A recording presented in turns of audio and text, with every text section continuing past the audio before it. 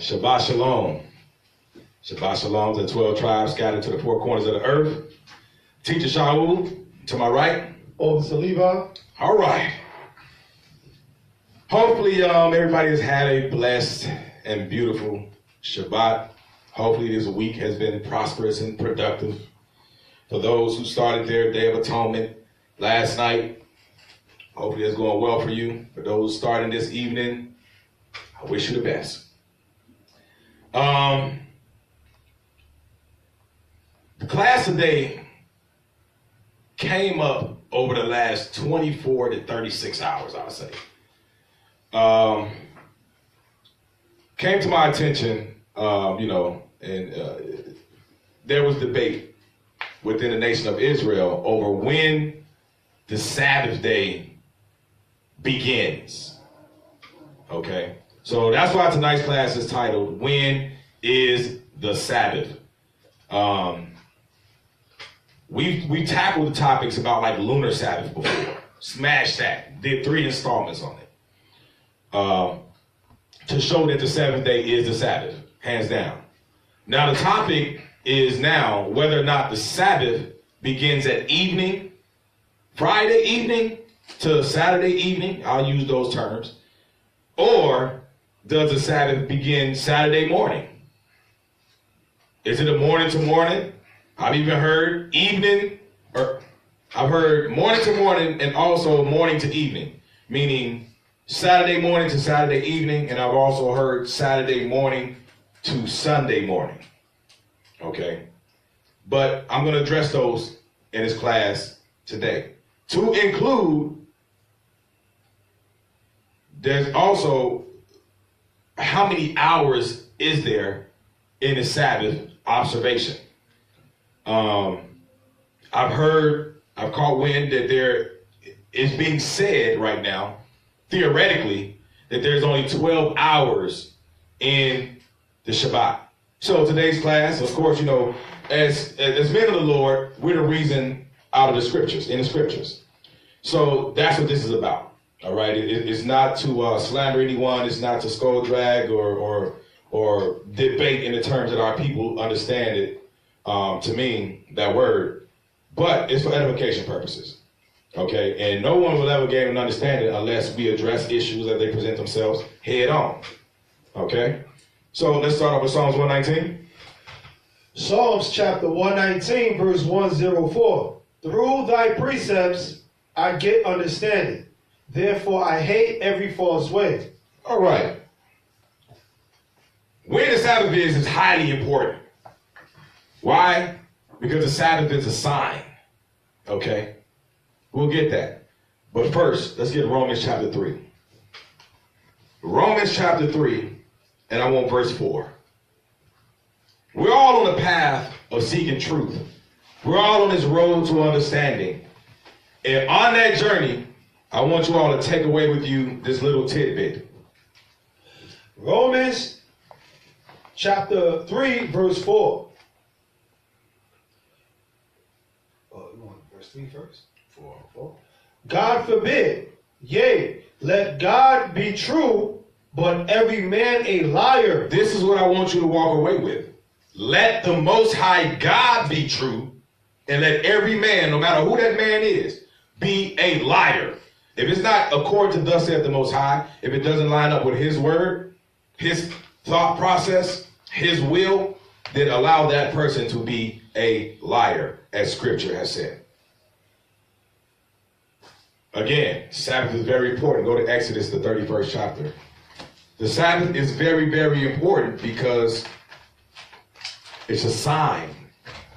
And, I've had brothers who say, when brothers presented me the whole concept of lunar Sabbath, I say, what made you start to venture or look into that area? Well, because I just want to make sure I'm keeping the Sabbath right. I can respect that. A lot of people may not respect those who ventured from the conventional Sabbath keeping. I'm not saying that I respect the act of breaking the Shabbat, but what I do respect is those who are on that path, those who are studying to show themselves approved. I can respect that action. Okay? Exodus 31, start at verse 15. Start at verse 14, Salah.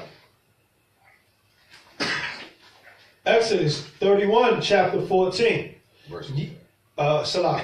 Chapter 31, verse 14. Ye shall keep the Sabbath, therefore, for it is holy unto you. Every one that defileth it shall surely be put to death. So knowing when the Sabbath is, what time it starts, when it ends, what day it is, it matters. Okay? Because you don't want to defile it and be cut off. Come on. For whosoever doeth any work therein, that soul shall be cut off from among his people. Keep that in mind as well, because doing work is going to be a factor in this lesson. Go ahead. 6 days may work be done, but in the seventh is the Sabbath of rest. I want y'all to also take note to the words being used here. Day. Like the words like day and days and stuff like that. Go ahead. Holy to the Lord. Whosoever doeth any work in the Sabbath day, he shall surely be put to death. Go ahead. Wherefore the children of Israel shall keep the Sabbath, to observe the Sabbath throughout their generations for a perpetual covenant. Means a never-ending covenant. Okay, that covenant will not pass away. The Sabbath they observe as a covenant. Go ahead. It is a sign between me and the children of Israel. The Most High said that the keeping of the Shabbat, keeping the Sabbath day holy, is a sign between him and his people. It's an identifier. This is how you know. You can't be a claim to be a person of God if you do not keep the Sabbath day holy. When he just said that's a sign between a perpetual, never-ending covenant, never-ending binding contractual agreement. Okay? Go ahead. It is a sign between me and the children of Israel forever. How long? Forever. Okay. For in 6 days the Lord made heaven and earth, and on the seventh day he rested and was refreshed. Okay. Historically, because we know, for those of you who don't know, here at United Kingdom of Israel Congregation, or UKOIC, we push scholarship. Okay, we push that. Okay. More scholarship, less drama. Study, read. All right. So with that being said, we deal with history, we deal with archaeology, which we'll get into in this lesson as well. But there is no, and I'll say it again, there's no historical evidence, none, that the Most High's people who this covenant is made with, who he had to sign with, observe the Sabbath in any other way outside of from evening to evening. I'm going to say that first and foremost at the forefront at the start of this class. There's no historical evidence that it was conducted and observed any other way. Okay? We're going to look at a few. Let's go to John chapter 19.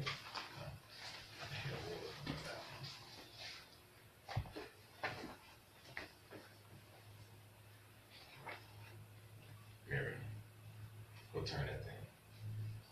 Turn that thing. All right. John chapter 19. Because what we're going to see here is that we're going to see the rush, the sense of urgency that was placed on getting the Messiah's body down. John chapter 19, verse 31. We're talking about after they had put him to death. Okay? They had to rush to get his body down. Why? Because the Sabbath was near. Verse 31, start there. John chapter 19, verse 31. The Jews, therefore, because it was the preparation that the bodies should not remain upon the cross on the Sabbath day. For that Sabbath day was an high day. Besought Pilate that their legs might be broken, and that they might be taken away. Okay, so we see here that they say we got to get them off because the Sabbath is approaching. We have to get them down off these stakes. We have to take them down. The bodies can't remain here. Okay? It says that, read that again. The Jews, therefore, because it was the preparation that the body should not remain upon the cross on the Sabbath day. For that Sabbath day was an high day, besought Pilate that their legs might be broken and that they might be taken away. Okay. So, we see that because it was the high day, the Sabbath, that it says that no, we have to get these bodies down. They can't stay here. All right? From there, drop down to verse 40. Read there. Verse 40. Then took they the body of Jesus and wound it in linen cloth, with the spices, as the manner of the Jews is to bury. Now in the place where he was crucified, there was a garden, and in the garden a new sepulchre, wherein was never man yet laid. There laid they Jesus, therefore, because of the Jews' preparation day for the sepulchre was nigh at hand. So you're dealing with preparation day, and then this Sabbath was at hand. Watch this. Go to Deuteronomy chapter 21. Deuteronomy chapter 21. Let's find out why they were in such a rush to get him off this place of death. Deuteronomy chapter 21. And they said, hey, we can't leave him here. We got to get him down. Deuteronomy 21, verse 23. Deuteronomy chapter 21, verse 23. His body shall not remain all night upon the tree. There it is. They had to get him down before nighttime. Come on. But thou shalt in any wise bury him that day. That day. Okay. Why? Because night, that evening, is going to start a new day.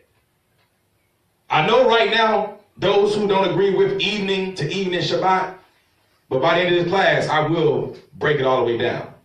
But I'm showing you right now, starting with the Messiah, the reason why they had to get him down right there, because the Sabbath was approaching. Okay? They had to get him down and put in the tomb, as we read from verse 40 on down, before the Sabbath. Read what you just read again. His body shall not remain all night upon the tree, but thou shalt in any wise bury him that day. For he that is hanged is a curse of God, that thy land be not defiled. Okay, so let's get an understanding of that day, that word there. Go to Genesis chapter 1. Genesis chapter 1.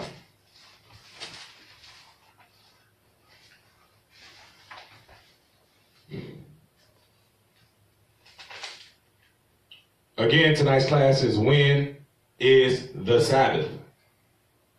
Does the Sabbath, in fact, begin at sunset and then carry on to the next sunset? Genesis chapter 1, verse 5. Genesis chapter 1, verse 5. And God called the light day, and the darkness he called night. And the evening and the morning were the first day. So although we see the separation of light from dark, and the light was called day, we also see here that the evening, which was that darkness, and that morning, which is clearly daylight, those two together were called that first day. Now, that was a day right there. Those two combined. That's where you see day. All right? Let's continue. Go to the book of Deuteronomy. Deuteronomy chapter 16. Let's find out. We're still dealing with day. Because it's our argument, or our stance, I should say, that a day consists of evening or darkness and then light. Not light and then darkness. All right. So we're going to the book of Deuteronomy chapter 16.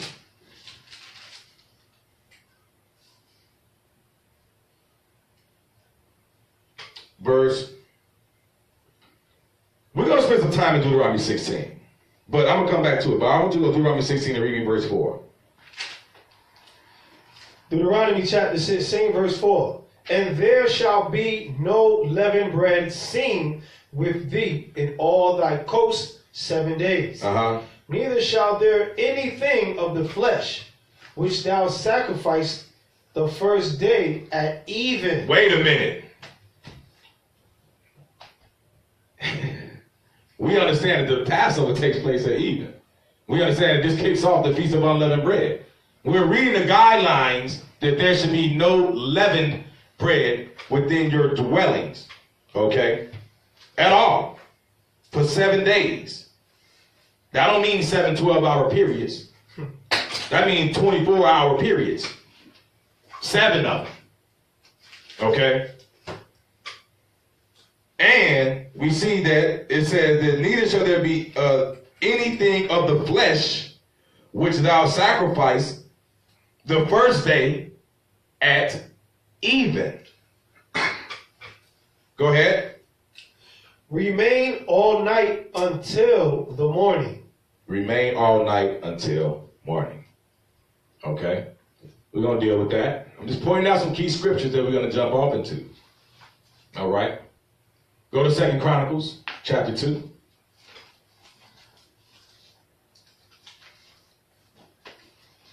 This is my outline. Give you all key points, and then we're going to dig into this thing. 2 Chronicles chapter 2, verse 4. 2 Chronicles chapter 2, verse 4. Behold, I built an house to the name of the Lord my God, to dedicate it to him, and to burn before him sweet incense, and for the continual shewbread, and for the burnt offerings, morning and evening, on the Sabbaths and on the new moons, and on the solemn feast of the Lord our God. This is an ordinance forever to Israel. So we see on the Sabbaths and on the new moons and on the solemn feasts. Okay. But understand what we're dealing with here. When we talk about in these days are composed of both nights and days and nights. Okay. Understand that the way the Most High designed everything, he designed it on a perfect cycle. Okay. You can't eliminate half of that equation. You can't take away half the cycle and still say that the cycle is complete. See, when you deal in these times, you're saying that, for example, if you're going to say the Sabbath is only during daylight periods, that's like IUIC saying that the new moon is on a full moon. Only when it's light. That makes no sense. Everything is set on a perfect circuit. Okay, you're not going to have day without light, light without day, darkness, and vice versa, or darkness without the light. They exist within their own realms when there are certain times that the Most High set in order. You can't say there's only 12 hours in the Shabbat when there's 24 hours in a full day. So what about the nighttime? Do that time not exist or something? That's what I want to know. Does that not exist now? So the 6th day is from daytime to nighttime. The nighttime don't exist. Then the Sabbath is in the morning when the light come back up. That's borderline sun worship. Let's continue. Okay, so a whole day clearly is measured from dark, that's at the point of sunset, to the next sunset. Okay, that is a full day. A full day is that sunset all throughout the night. Okay, sun come up, then it set again. Complete cycle, one full circuit. Okay.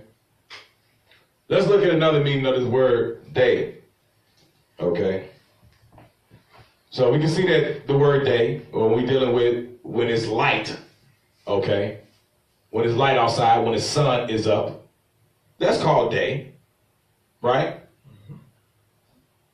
So now you must take into consideration, what does the scriptures mean? What does the Bible mean when it's talking about a day?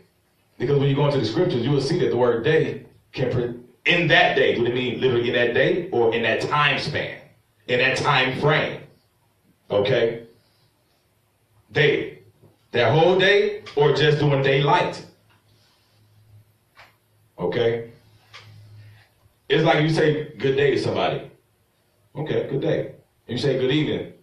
Well, in our world, it's changed up because the evening marks the beginning of a new day. But if you want to look at it from a carnal, worldly perspective, that didn't change anything. You're going to have both segments of time to complete that full day. All right? Go to Matthew chapter 12. Matthew chapter 12. Let's get an example.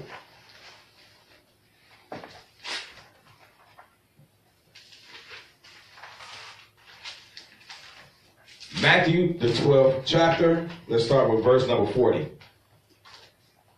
Matthew chapter 12, verse 40. For as Jonas was 3 days and 3 nights. Wait a minute, what did he say again? For as Jonas was 3 days and 3 nights. So here we see that when the Messiah is talking about days, he's talking about that daylight portion when the sun is up. 3 days, and 3 nights. And 3 nights. Okay. Go ahead. In the whale's belly. So shall the Son of Man be 3 days and 3 nights in the heart of the earth. So we understand that means, when he say 3 days and 3 nights, everybody understand that to mean 3 full days. Nothing more, nothing less. It's not 3 days. You say 3 days and 3 nights. That's not 6. It's 3 days. You can't eliminate the night portion out of that day time span. You can't. I'm going to do another installment where I break that all the way down. 3 days, 3 nights. And how when the scripture says in 3 days, on third day, the third day, all of those things mean exactly the same thing. So understand that when he said 3 days and 3 nights, he was stating the time span of 3 full entire days. Not just 3 portions of daylight. All right? From there, go to Leviticus chapter 23. Yo, 3 7 portions, so that's the whole week. It's confusing in essence. Leviticus chapter 23. Fortunately, when I conduct research, I don't conduct biased research. So I conduct research based on the argument I want to present, as well as arguments of others who presented in, different settings, not necessarily directed towards me, but in different settings when a topic arises. Okay? So, Leviticus 23, start at verse 26. Leviticus chapter 23, verse 26. And the Lord spake unto Moses, saying, also on the 10th day of this 7th month. On the 10th day, there's that word again, of the 7th month. There shall be a day of atonement. A day of atonement. So you tell me the day of atonement is only 12 hours? Saying when you got Sabbath day, you said that's 12 hours. Is the day of atonement only 12 hours?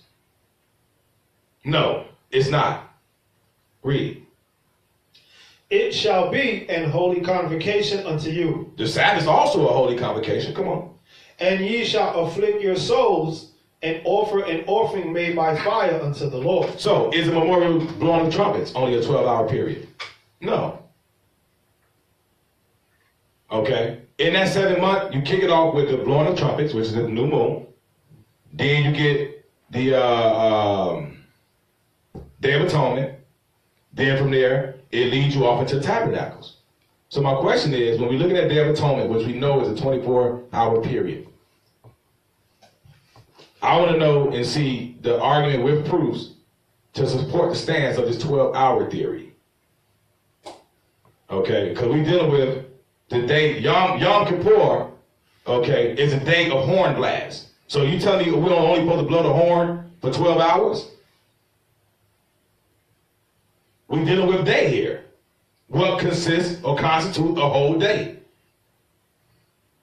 Okay? Was that it on that? Come. All right, drop down to verse 32. Verse 32. It shall be unto you a Sabbath of rest, and ye shall afflict your souls in the ninth day of the ninth day of the month, at even, from even unto even shall ye celebrate your Sabbath. So now we see here it says from even to even, you shall celebrate your Sabbath. Why in this instance? These are questions that I gotta be answered now. They must be answered. Why did this day here, the Day of Atonement, last from evening to evening? Why didn't it last from morning or sun up to sundown? Why did it last from evening to evening? And the parallel between this day and the Sabbath was made. That's questions that I would like to have answered. Okay? But clearly we see here that that day started in the evening. You can't refute that. You may try to present an argument on when the Sabbath started. You can't contend that when it's referencing this day. Why did it this day? We're not dealing with Sabbath. We're dealing with days. Why did this day start at evening and end at evening? So this was an anomaly. This just popped up and that happened at one time. Or no, because then the Passover would have to be an anomaly. That takes place at evening. Interesting. Go to Numbers 29. Numbers chapter 29.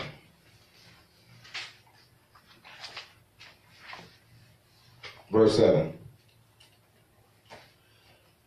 Numbers chapter 29, verse 7. And ye shall have on the 10th day of this 7th month an holy convocation. Now, it's called it the 10th day here. But we just read in Leviticus 23 that 10th day started on the 9th at evening.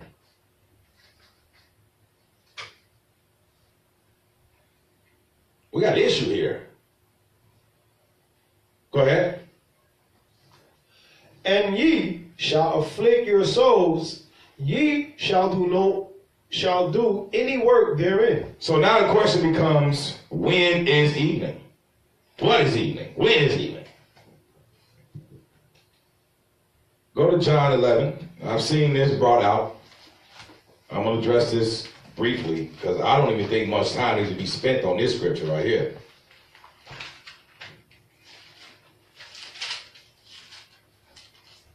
John 11, verse 9. John chapter 11, verse 9. Jesus answered, Are there not 12 hours in the day? If any man walk in the day, he stumbleth not, because he seeth the light of this world. Now the question is, because when you throw this out there, this is not to say that there's only 12 hours in a day. There's 12 hours in the day. What day? Daylight. That's common sense. And I'm going to show you the difference in these words. Because, of course, y'all know that teacher Shaul got to go into the language. I'm going to go into the language and I'm going to go into the historical aspects of it. Okay? But you got to understand, and that's why it's kind of hard when we're dealing with it. And that's why I commend brothers that take the time out to even try to go through and deal with it from a linguistic standpoint. Because the English language will just throw all these words. Even though a word may have multiple meanings, you'll see day, and I understand that day could mean different things based on the word that it was translated from. All right? So shout out to brothers that do that type of thing. But right here we know, from the time the sun come up, whether the sun come up at 6 till about 6 in the evening or 7, give or take a little bit, it's about 12 hours of daylight. Okay? This is what Christ is talking. He's not talking about it's only 12 hours in a day. That's madness. He's talking about a daylight. How do we know? Read it again. Jesus answered, are there not 12 hours in the day? If any man walk in the day, he stumbleth not. Why? Because it's daylight. You can see everything. That's why. Come on. Because he seeth the light of this world. That's another story which I'm going to touch on next, but go ahead. But if a man walk in the night. In the night. That means, see now, this is a whole other segment. If this man walk in the night, come on. He stumbleth because there is no light in him. So there's no light. He don't see where he's going. Now, this is a parable, first of all, and it has nothing to do with how many hours or anything to do with the Sabbath. Okay? When he starts talking about 12 hours in a day, he's talking about the breakdown between daylight versus nighttime. Okay? Not to say that there's only 12 hours in a day. He's also using this parabolically to speak of himself and this word. Why? Because if you're walking in the word, you're walking in the light, you know where you're going. You're not going to fall. When you wander outside the way of this understanding, away from the word, out of the light, you walk in darkness. But ultimately, what the Messiah is conveying is he knows what he's doing, and he can see this thing clearly. Why was this even a topic? Why? Because when you go back up to verse 7 and 8, you will see that the disciples was operating in a spirit of fear. Go up to verse 7. Verse 7 of John chapter 11.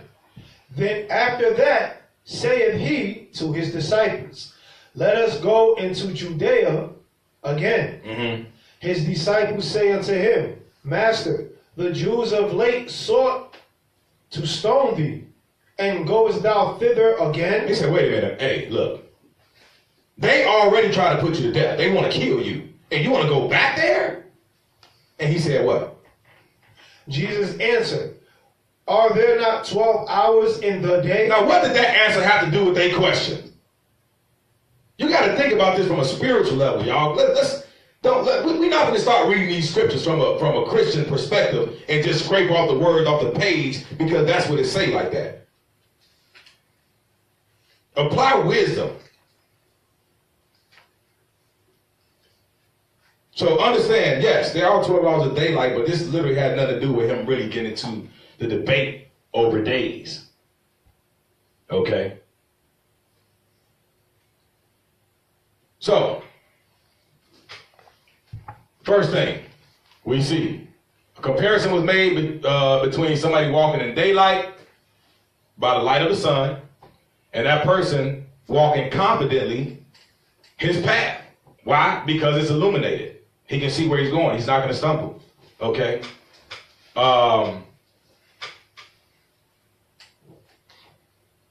His ability to walk by that light allows him to walk without fear. Think about it. People are afraid of dark. Well, in the world we live in now, people are afraid of the light, right? Okay?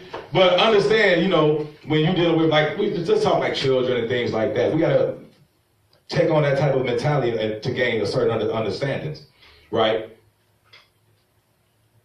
You, as an adult, more likely to walk down the street when it's daylight than you are to walk down a dark alley. So, why? Because you don't know what's lurking in the shadows. Keep that word in mind too, shadow. All right? Number two, if that man walks at night without light or the presence of the sun, then he may have a reason to worry. Okay? His path is dark. It's not illuminated. And the option or the likelihood of him stumbling on his path is that much more greater. It's like getting up in your house in the middle of the night. Let's say you tired after work or something, you just kicked off your shoes, and then you wake up and forgot that your shoes are sprawled out, and you trip over it or something. You didn't see that coming, did you? Or you hit your toe in the corner of the bed. Exactly. Oh, yeah, yeah. That's the real one right there. You hit your toe on that thing. See, these are things we have to think about when we're looking at this parable that we're reading here. All right? But, stay in John, because I want to give you a parallel to it. Okay? The principle that I'm conveying right now through the scriptures is one that we can see in John chapter 9.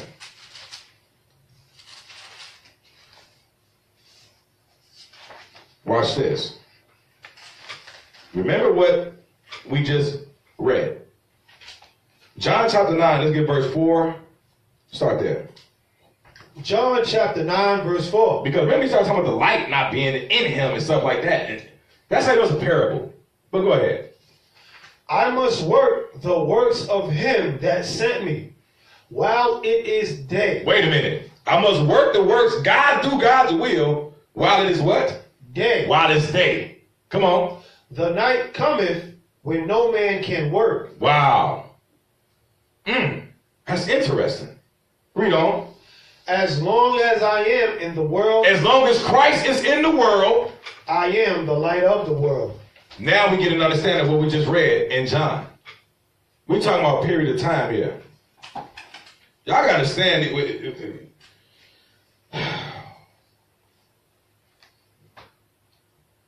The Messiah spoke in parables.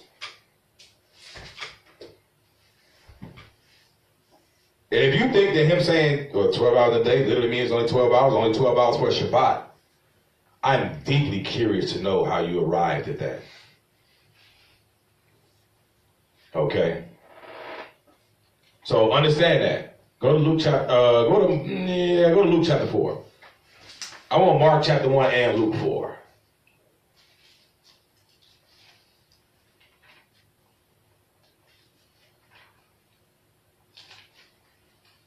You want to do first, Mark? Yeah, go to Mark, because, like I said, I study both sides of the argument. And I've heard people say, well, we don't know, and when I'm getting ready to read, we don't know that it was the end of the Sabbath. Because I'm getting ready to say that it was the end of the Sabbath, or it was on one Sabbath where the Mashiach was preaching, okay, cast out devil with this dude that was in the congregation. And then he went to Simon Peter's house. I believe it was Simon Peter's house. He healed Simon Peter's mother-in-law. I know that. Okay. And then after that, everybody started bringing all the sick people to him so that they could be healed. All this took place after sundown. Watch this. Go to Mark chapter 1, read verse 32. Mark chapter 1, verse 32. And at even. What time? At even. When the sun did set. When the sun had set. They brought unto him all that were diseased, and them that were possessed with devils. This is what happened after the sunset. So from there. I like getting a little sprinkling of the different accounts. Go to Luke chapter 4. We're going to start with verse 38.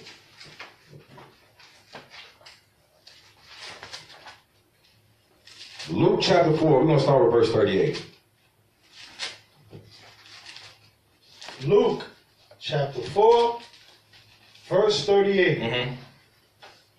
And he arose out of the synagogue and entered into Simon's house. And Simon's wife's mother was taken with a great fever. And they besought him for her. And he stood over her and rebuked the fever. And it left her. And immediately she arose and ministered unto them. Now, when the sun was setting, all they that had any sick with diverse diseases brought them unto him. And he laid his hand on every one of them and healed them. And devils also came out of many, crying out and saying, Thou art Christ, the Son of God. And he, rebuking them, suffered them not to speak. So, again, see, somebody could say, well, you know what? Especially when you go into Mark. Say, well, this actually will show that it was, in the evening, and the Sabbath had ended that evening. Well, we'll see. We'll see about that. Okay. We shall see. We just got to understand, I'm laying out the groundwork of what days consist of. All right? And I'm showing you things that happen on Sabbath. I'm getting ready to show you a lot more in depth. Okay? That these things took place from evening to evening. There were things that took place during the day, but days were counted from evening to evening. The Sabbath is counted from evening to evening. Okay? So the question is, what is evening? When is evening? Evening is when the sun becomes even with the horizon, or what everybody calls sunset. Okay? Go to Deuteronomy chapter 16. Deuteronomy chapter 16.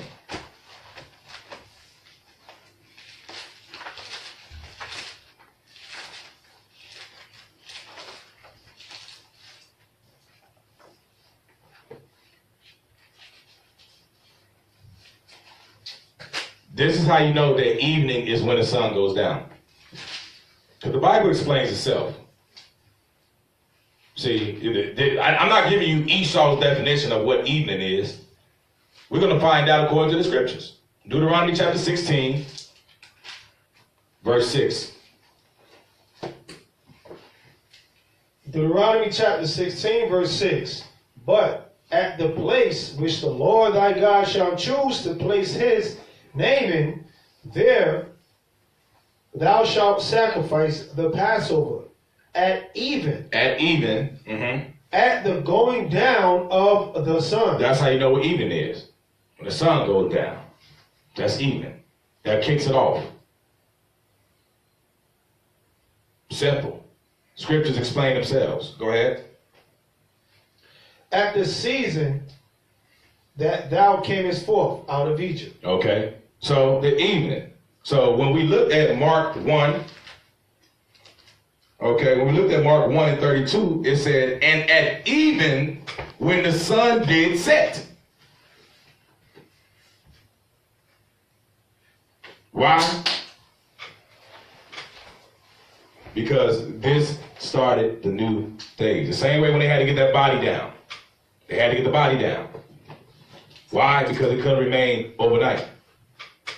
Because that next day was the Sabbath. Okay?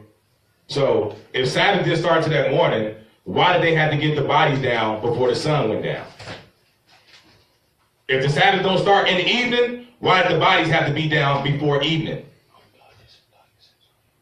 That's the question. Okay, now let's examine something from the four Gospels. We're going to drop something in the comment section too. Let's examine something because, you can't see my screen. We're going to end up having to get back with the TV and all that in effect. But we're going to look at these accounts of the Gospels. 4 different accounts of the Gospels. All based on the resurrection. And what we're going to see is that we're going to see what the Most High regards as a day. And you'll see that he regards days as beginning at evening. Okay? We get ready to analyze when the women came to the tomb after the resurrection. Okay? So we're getting ready to look at a couple things. We're going to look at Matthew chapter 28. We're going to look at Mark chapter 16, Luke chapter 24, and John chapter 20. All these are first and second verses.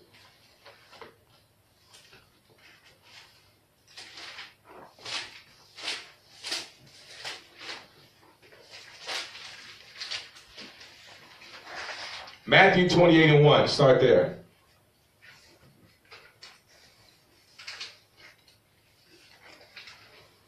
Matthew chapter 28, verse 1. In the end of the Sabbath, meaning after the Sabbath, as it began to dawn toward the first day of the week. That's critical right there. It says, as it began to dawn. It wasn't dawn yet. We all know what dawn means. It wasn't dawn yet. Go ahead. Came Mary Magdalene and the other Mary to see the sepulchre. So, we see it was after the Sabbath. towards the dawn of the first day of the week. As it began to dawn to the first day of the week. So the sun hadn't came up yet.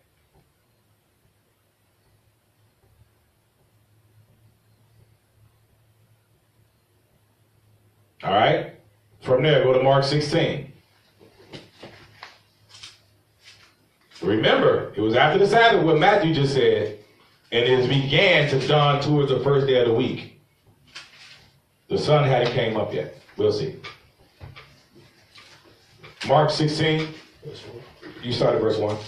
Mark chapter 16, verse 1. And when the Sabbath was past, Mary Magdalene and Mary, the mother of James, and Salome had bought sweet spices that they might come and anoint him. I want you to keep that in mind. It said they bought.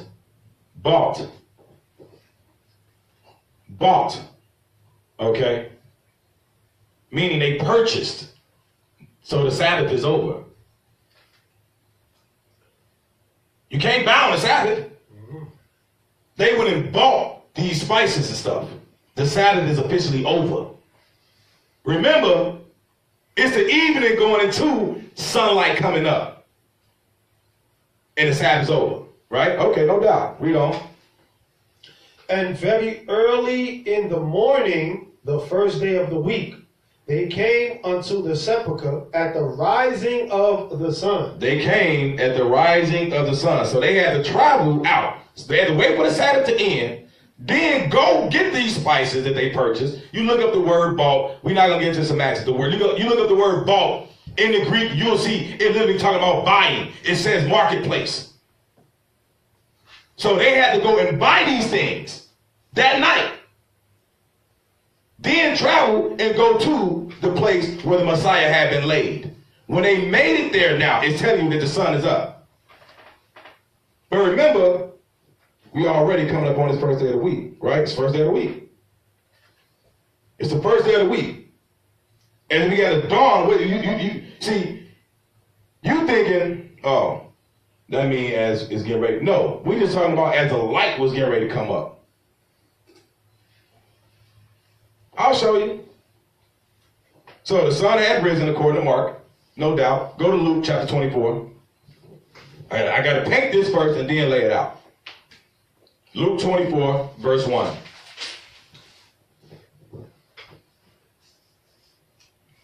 Luke chapter 24, verse 1.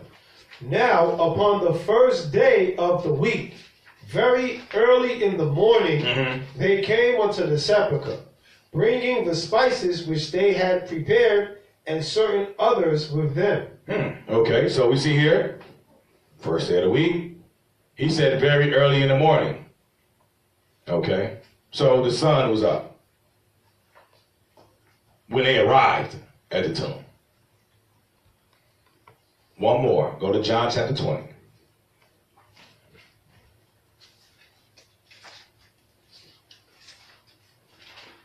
John chapter 20, verse 1. John chapter 20, verse 1. Uh-huh. The first day of the week cometh Mary Magdalene early, when it was yet dark. Wait a minute. John say that she came on the first day of the week, but it was still dark. I thought the day didn't begin until the sun was up. And that's when you say the Sabbath begins from sun up to sundown, and that's a day because only 12 hours in a day. We got some explaining to do. Read it again. The first day of the week cometh Mary Magdalene early, when it was yet dark, unto the sepulchre, and seeth the stone taken away. Remember what Matthew said. Toward the dawn. Okay, as it began to dawn to the first day. According to Matthew, the sun hadn't came up yet.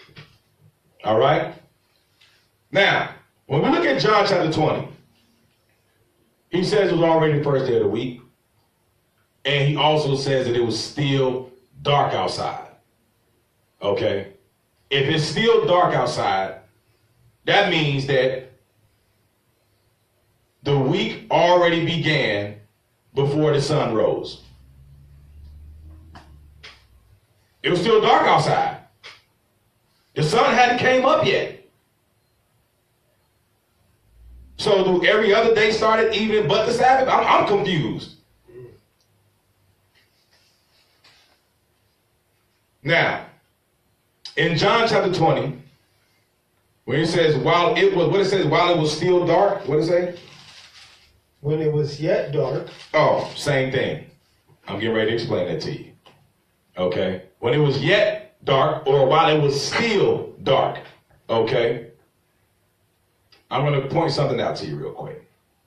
Because that word comes from, if you're using the Strong's numbering system, number 2089.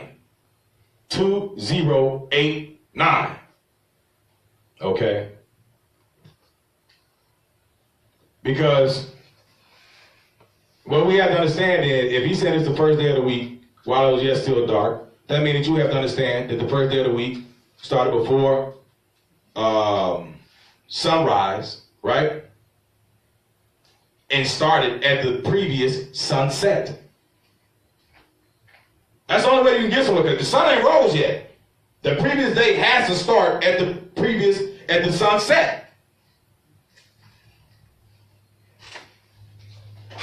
So, number 2089, the word is eti, E-T-I. It's a Greek word. In every bold print, in every E-V-E-R-Y, in every instance that word eti 2089 is found,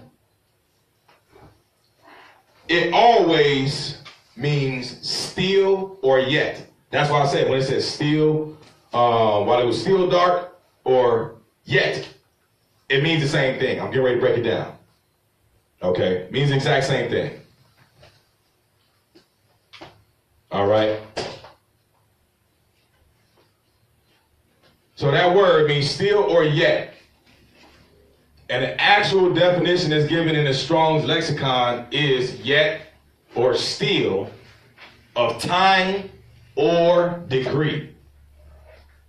Yet or still of time or degree. So, through my research, I've seen that some people that believe that a day begins at sunrise as opposed to the previous sunset or from evening to evening. Some people from my research have suggested that word eti 2089 can have the meaning of no longer. They said the word means no longer, as opposed to meaning still or yet. So let's examine something. Go to Galatians chapter 3.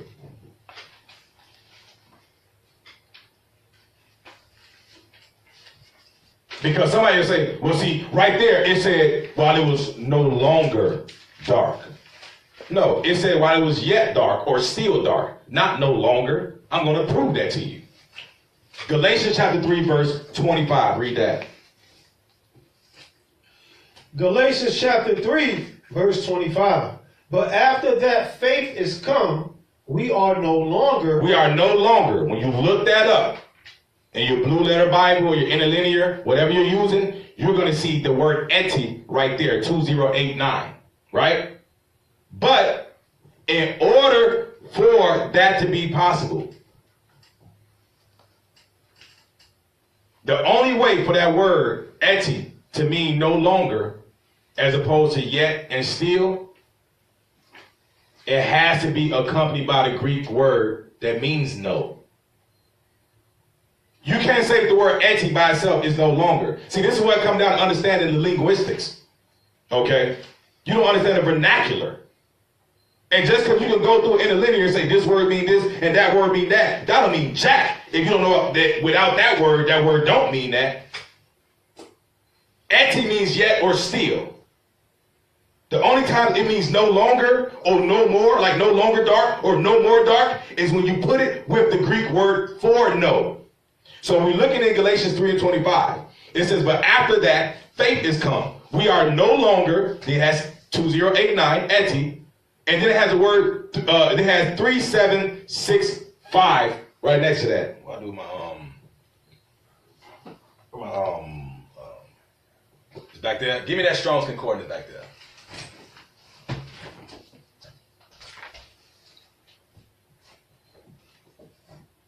Without 3765, 2089 is not going to mean no longer.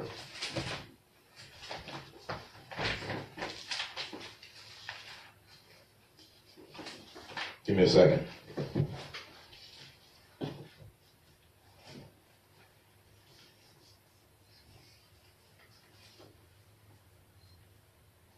(3765) is uk eti, also separately, okay? And it means after that, not, or not anymore, or not, or henceforth, not, no longer more, not as yet, now no more, or yet not. Without that word, without 3765, 2089, eti does not mean no longer. I'll give you another example. Go to Hebrews chapter 8.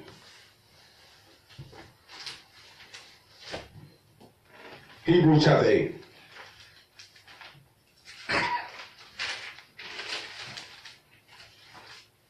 You got to know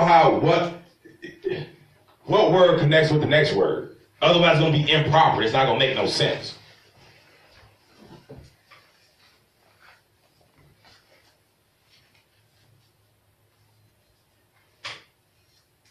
It's like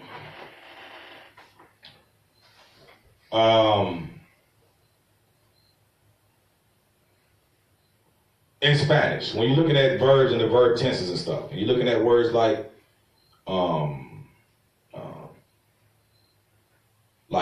yo estoy, yo soy, ser, the verb to be, I am. Okay? So soy is me, yo soy. You or tú in Spanish. I can't say tú soy. That's improper. Just because you know what a word is, don't mean that you can put it in a sentence and make it make sense. That word does not mean what you think it means by itself. Hebrews chapter 8, verse 12. Hebrews chapter 8, verse 12.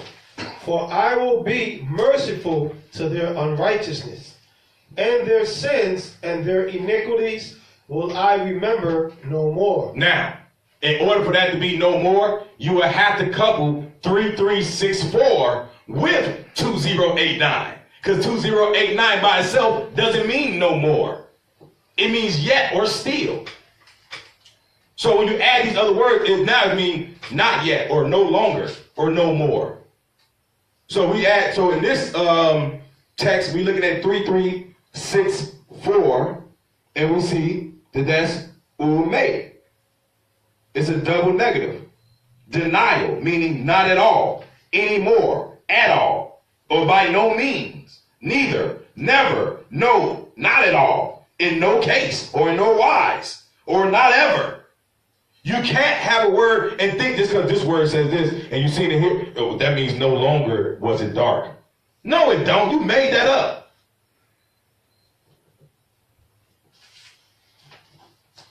The only time that 2089 eti can mean no longer is when it's coupled with another word that means no. If it's not another word that's put with that word, then it's not going to mean no, okay? To say that eti means no longer would be like a person trying to tell us that our English word light actually means darkness. Because darkness means no longer light. So it's like somebody who don't speak English telling us, oh no, that word light, it means darkness. Because they see the word light being used in a phrase pertaining to no light. So now you're going to say that that word, when you see it, it means darkness? No, that's not what that means.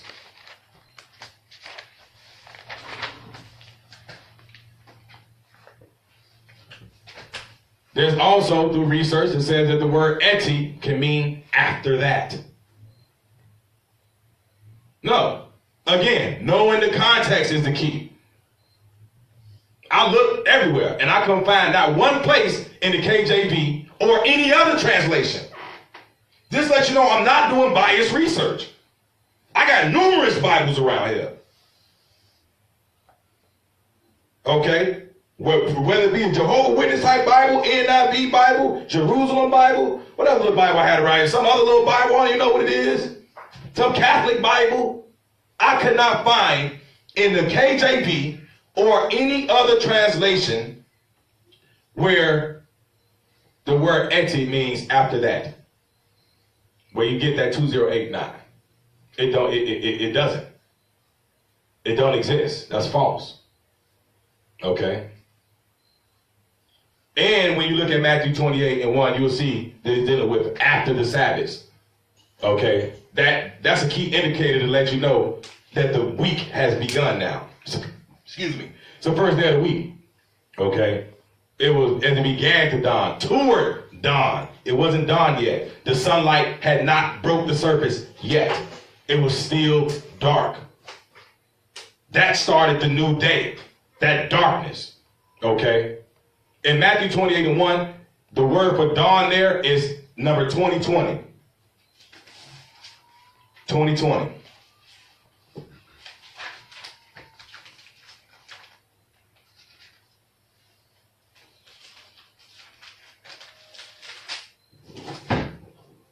The word is 2020.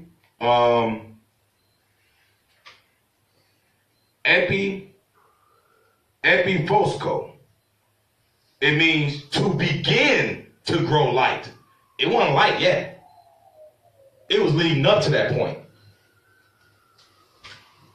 The Sabbath had ended that evening, and it was now beginning to get light outside just before the sun came up. Is that that time known as twilight? Or was it, the sun ain't fully, but like when the sky starts to gain a little lighter color? When you start to get that lightness on the horizon. Right. Right. It's not light yet. It's leading up into that point. Right. Okay. So, again, it don't mean that the sun was up. It wasn't sunrise. That's Christianity. He rose on this day and all that, and it was Sunday morning, and the sun rise, the sun rose when the sun rise. That's paganism, man. Cut that out. Okay, let's see. Here's a summary. Okay. John 21 says it was on the first day of the week, yet it was still dark. Therefore, the first day of the week had already begun prior to sunrise. Mark 16:1 says that they bought spices when the Sabbath was past.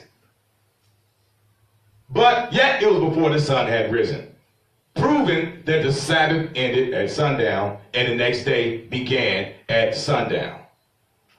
Matthew 28:1 says that after the Sabbath, during the period of time that it began to grow light. That's the period of time right before sunrise.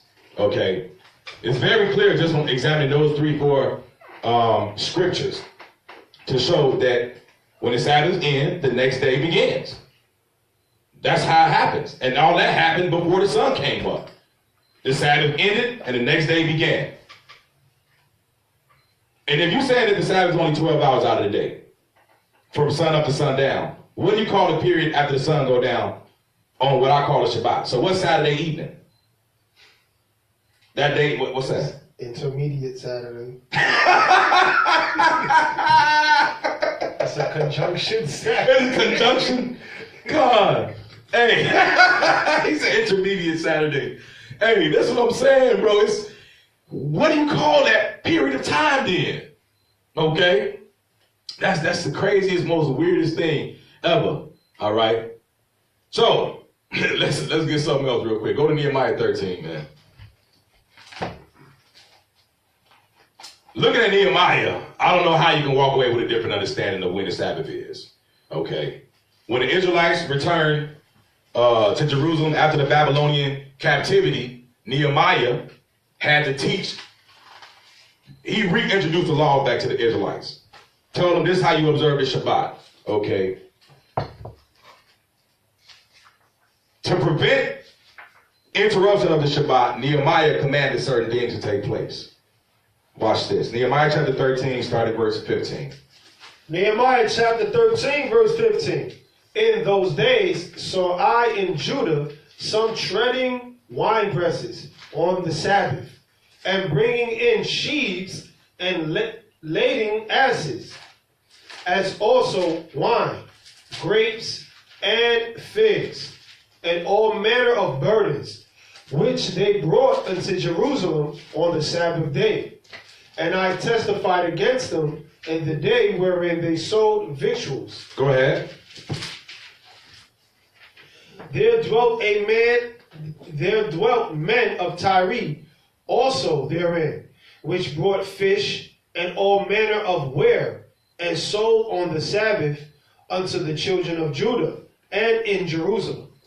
Then I contended with the nobles of Judah, and said unto them, what evil thing is this that ye do, and profane the Sabbath? Did they profane the Sabbath day?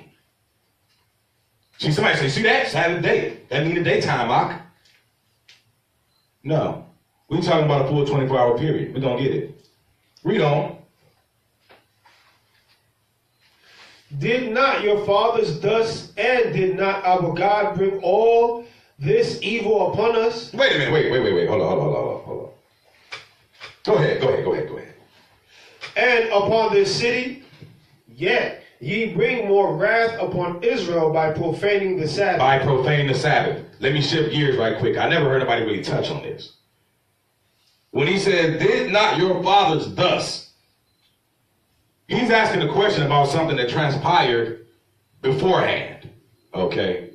When he said, did not your fathers thus? Did not your fathers do this same thing? Okay? Real quick, we coming back there, so hold that place. Go to Jeremiah chapter 17.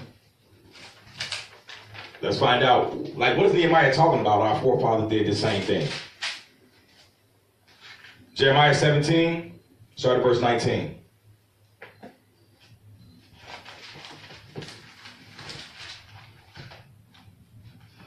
Jeremiah chapter 17, verse 19.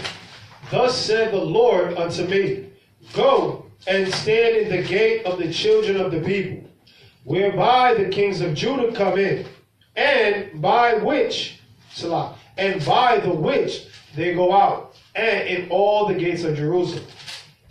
And say unto them, hear ye the word of the Lord, ye kings of Judah, and all Judah, and all the inhabitants of Jerusalem that enter in by these gates. Thus saith the Lord, take heed to yourselves, and bear no burden on the Sabbath day. This is what he's talking about. Come on. Nor bring it in by the gates of Jerusalem. Neither carry forth a burden out of your houses on the Sabbath day. Neither do ye any work, but hallow ye the Sabbath day as I commanded your fathers. Go ahead. But they obey not. But did your forefathers not do the same thing? The same thing asked them. Did they not do thus? Here it is. Come on. Neither incline their ear, but made their necks stiff, that they might not hear, nor receive instruction. And it shall come to pass, if ye diligently hearken unto me, saith the Lord, to bring in no burden through the gates of this city on the Sabbath day, but hallow the Sabbath day, to do no work therein. Then shall there enter into the gates of the city kings and princes sitting upon the throne. The Most High said you're going to be blessed. You're going to live lavish, royalty. Okay, drop down to verse 27. Verse 27. But if ye will not hearken unto me to hallow the Sabbath day, and not to bear a burden even entering in at the gates of Jerusalem on the Sabbath day, then will I kindle a fire in the gates thereof, and it shall devour the places of Jerusalem, and it shall not be quenched. In other words, we're going to piss the Most High off. Okay, so Now we're looking at it, go back to Nehemiah. Nehemiah in the spirit, he like, yo, we not finna go through this. We need to be blessed. We don't have time to receive the curses of the Most High for being bogus and violating the Sabbath day. Okay? So this is what he's talking about. All right, go back to Nehemiah. Go ahead. Verse 18. Did not your fathers thus, and did not our God bring all this evil upon us and upon this city? Yet ye bring more wrath upon Israel by profaning the Sabbath. That's why I said it's very important. Knowing what you should not do on the Sabbath, and that you don't profane it and you keep it holy. Otherwise, what are you doing? You bringing more wrath upon Israel. See, stop being individual minded and start thinking nation minded. Okay? What you do don't just affect you. Go ahead. And it came to pass that when the gates of Jerusalem began to be dark. Wait, it came to pass when it started to get dark outside. When the gates of Jerusalem began to be dark before the Sabbath, I commanded that the gates should be shut, and charged that they should not be opened till after the Sabbath. And some of my servants set I at the gates, that there should no burden be brought in on the Sabbath day. So to ensure that no burdens were brought through the gates on the Sabbath, he made a special point to command that the gates are shut. Shut when? As it began to be dark before the Sabbath. Because the Sabbath starts when it's dark. But before that, shut the gates. Okay? Now, when we examine the Hebrew, there's no doubt that this refers to a time period prior to sunset. Because the Hebrew word translated dark in that verse is 6751, which means shadowing. Shadowing. There's other words that use that same, and that's the other thing too. You can't, because it says dark or shadow, you think that's it. Okay, there's other words that are related to 671 that have the same meaning. When you look at 4699 Metzulah, that comes from 6751, meaning shade or bottom. When you look at 6738 Saleh from 6751, that means shade, whether literally or figuratively. Okay. 6752 also comes from 6751, which means shade or shadow. Okay. So when we go into some examples of that, we look at books like Job chapter 40 and verse 22, and they talk about the lotus trees covered him with their shade. That word that's used right there is 6752. When you look at Ezekiel chapter 31 and verse 3, and it says that indeed Assyria was a cedar in Lebanon with fine branches that shaded. That word shaded come from 6751. So we're talking about a time where it begins. It's not fully dark yet. So when we're looking at that, when it says dark, we're talking about that shadow. In order for a shadow to be cast, there has to be light. So it wasn't dark yet. Okay. But we're still in Nehemiah 13. Pick up verse 20. Verse 20. Then I testified against them and said unto them, why lodge ye about the wall? If you do so again, I will lay hands on you. From that time forth came they no more on the Sabbath. Go ahead. And I commanded the Levites that they should cleanse themselves, and that they should come and keep the gates to sanctify the Sabbath day. Remember me, O my God, concerning this also, and spare me according to the greatness of thy mercy. So here he is now. We're seeing that clearly that before it even got dark, they said before the Sabbath. Why they didn't close the gates when it was dark? Because according to some people's doctrine, the Sabbath don't start till the morning. So why are you going to be like, all right, it's nighttime now, y'all. We can shut down shop and close the gates. Why did you close them before it got dark if the Sabbath don't start till morning? Now, I'll just give y'all a sample because I don't even want to unload all my cannons on this one lesson. Okay, I gotta, what they call it, like job security. Right. You see what I'm saying? I gotta keep something, all right? I'm gonna leave a little paperwork left over because I'm not finished. But I'm gonna take a quick turn. Let's deal with the historical evidence aspect of it. Hold this up.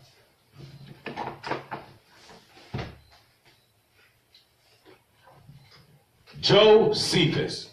I know a lot of you Israelites that go and you got the Josephuses. All praises. It's a pretty fat book too. When I say fat, I literally mean F-A-T. It's thick. A lot of people ain't gonna read it all. But that's why you got people like me. Historical evidence from Josephus. In the Wars of the Jews. Okay. Wars of the Jews, 4-582. And I quote, "And the last was erected above the top of Pastaphoria, where one of the priests stood, of course, and gave a signal beforehand with a trumpet." Hang on. Let me pause right there. Josephus is a first century historian. Okay? Josephus lived during the first century. And a lot of people go to him for those accounts. Okay? It says he was a contemporary of the apostles, or he walked alongside and during the time frame that they lived. Okay? So this is what we would call a primary source. He was there. I'm not talking about some Negro who lived in 2017. You don't even know what happened in your hood last week. But you want to tell me what happened in Jerusalem in the first century. Josephus, Wars of the Jews, says, "And the last was erected above the top of Pastaphoria, where one of the priests stood, of course, and gave a signal beforehand with a trumpet at the beginning of every seventh day, in the evening twilight."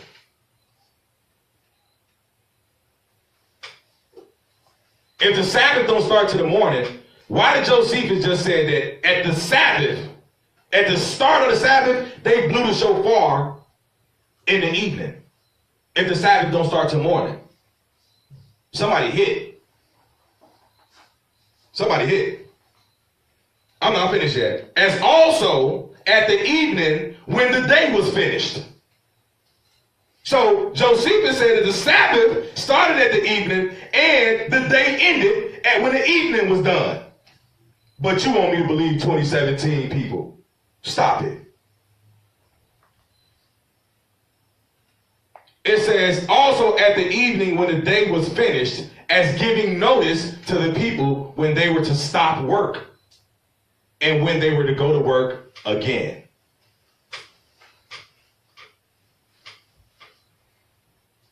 So, according to this, the beginning of every Sabbath, the shofar was blown,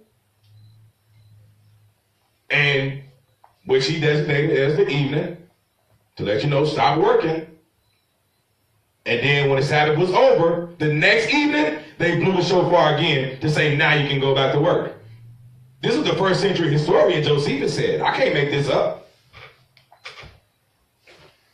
Maybe Josephus is not enough. Let's look at archaeology. They know how we do it at UKOIC. History, archaeology. You can't look, it's written in stone, fam, okay? Watch this. I'm gonna quote this. Okay. So we're gonna look at, this is from this editor. Who is this dude? HS. This is 2004, but that was a reprint, and it came out in July of 1980, and it's from the Biblical Archaeology Society. This is what I'm getting ready to quote. When we excavated the beautifully paved Herodian street adjacent to the southern wall and near the southwestern corner of the enclosure wall, we found a particularly large ashlar block. On the inside was a niche where a man might stand, especially if the ashlar were joined to another, which would enlarge the niche or a little cutout, right? On the outside was a carefully and elegantly incised Hebrew inscription that read, "To the place of trumpeting to declare." If the restoration of the world, declare is correct, the rest of the missing part of the inscription will more than likely go on to tell us about the declaring of the beginning and the end of the Shabbat. The stone had been toppled during the Roman destruction of the temple onto the street below, where it had lain for nearly 2,000 years until it was uncovered. Now, it said the entire city was visible from this spot on the southwest corner. Well, I skipped the part, excuse me. It said it must have originally come from the pinnacle of the southwestern corner of the Temple Mount. From a spot on top of the temple chambers, a priest will blow trumpet on Sabbath Eve to announce the arrival of the Sabbath and the cessation, or meaning the stoppage, of all labor, and to announce on the following evening the departure of the Sabbath and the resumption of all labor. The entire city was visible from this spot on the southwest corner of the Temple Mount. The clarion call of the trumpet will reach the farthest markets of the city. Such a scene is recounted by Josephus in his work, The Jewish War. So even archaeologists, they saying, look, we found this right here with the Hebrew inscription to let you know that from this point, this is the point that they use to let you know and declare the beginning of the Shabbat and the end of it. Just like Josephus said. They found this 2,000 years after Josephus.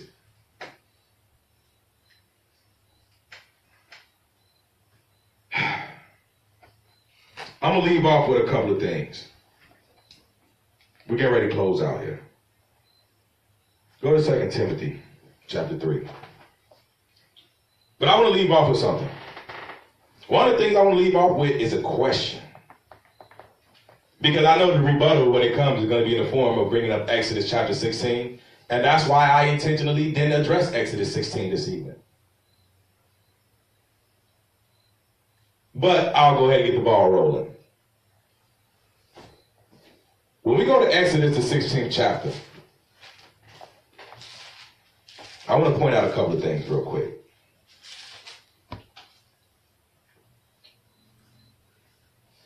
Go to Exodus 16. Hold that second, Timothy.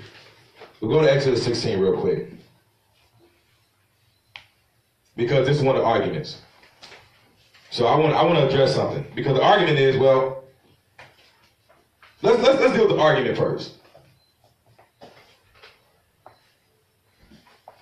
Start at verse 22. Exodus chapter 16, verse 22. And it came to pass that on the 6th day they gathered twice as much bread, 2 omers for one man, and all the rulers of the congregation came and told Moses. Go ahead. And he said unto them, This is that which the Lord hath said. Tomorrow is the rest of the holy Sabbath. So, 6th day, they have to gather twice as much because they're not going to be gathering anything on the Sabbath. Okay? So, gather twice as much bread. That's key. Twice as much bread. Tomorrow's the Sabbath. Go ahead. Unto the Lord. Bake that which ye will bake today, and seeth that ye will see it, and that which remaineth overlay up for you to be kept until the morning. You'll keep it until the morning. Come on. And they laid it up till the morning, as Moses bade. And it did not stink, neither was there any worm therein. Come on. And Moses said, Eat that today, for today is a Sabbath unto the Lord. So the argument is, it says, you know what, gather twice as much, because tomorrow's a Sabbath. And then, because the scriptures say, that in the morning, they said keep that till the morning. And say when they got up, Moses was like, yo, it's a Sabbath. Well, duh, of course he's going to say it was a Sabbath, because the Sabbath is a part of that morning. But your argument is that the Sabbath didn't start until that morning. Okay, so here's my question then. If that's your argument, legit. Exodus 16, go up to verse 11. Verse 11. And the Lord spake unto Moses, saying, I have heard the murmurings of the children of Israel. Speak unto them, saying, At even ye shall eat flesh. And in the morning ye shall be filled with bread. Okay, come on. And ye shall know that I am the Lord your God. Come on. And it came to pass that at even the quails came up and covered the camp. And in the morning the dew lay round about the host. Now, the Most High's promise is that at even, you're going to eat flesh. You're going to have quail. Right? In the morning, you're going to have bread. Here's my question. $1 million question, might I add. If the Sabbath, the seventh day, don't start until morning, why didn't they have quail on the evening of the 6th? Somebody hit again. Why didn't they have meat the night of the 6th? Because the 6th night ain't the Sabbath, according to your doctrine. Why didn't they have meat according to the promise of the Most High that night? I digress. 2 Timothy chapter 3, start at verse 12. 2 Timothy chapter 3, verse 12. Yea, and all that will live godly in Christ shall suffer persecution. But evil men and seducers shall wax worse and worse, deceiving and being deceived. These are times we living in. Don't be tossed to and fro with every wind of doctrine. Come on. But continue thou in the things which thou hast learned. Because people are going to be deceived and do the deceiving, the scriptures say to continue in what you already learned. Come on. And has been assured. And you've been assured in your spirit, you know it's the right thing to do. Come on. Of knowing of whom thou hast learned them. With the assurance of knowing who you learned those things from. Okay. Hey, what chapter was that? That's 2 Timothy chapter 3, verse 12 through 14.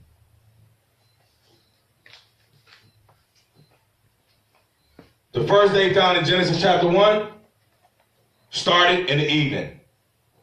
The Most High created darkness. The Most High created light. You can't argue that darkness was not a part of the creative work of the Most High. The evidence in Genesis 1 and 5 proves it, as well as the text that we read in John chapter 20 and verse 1. Those two scriptures alone demonstrate that the day begins before sunrise. Okay? Last scripture, Romans 14. I want somebody to answer the questions I posed, though. Why did they have meat the night of the 6th? They weren't Sabbath yet, according to y'all. They should have had meat, because the Most High promised them that. You're going to have meat in the evening and bread in the day, but on the Shabbat, you're not going to go get nothing. You're going to have what you had stored up on the 6th day. So if the nighttime on the 6th, that evening, was still a part of the 6th day, why did they get their 6th day meat? Romans chapter 14, verse 5. Romans chapter 14, verse 5. Come on. One man esteemeth one day above another. Another esteemeth every day alike. Let every man be fully persuaded in his own mind. And I'm going to tell you right now, I'm fully persuaded in my mind that the Sabbath day is from Friday, what they call Friday, at evening, or I'll say the evening of the 6th day through the evening of the 7th day.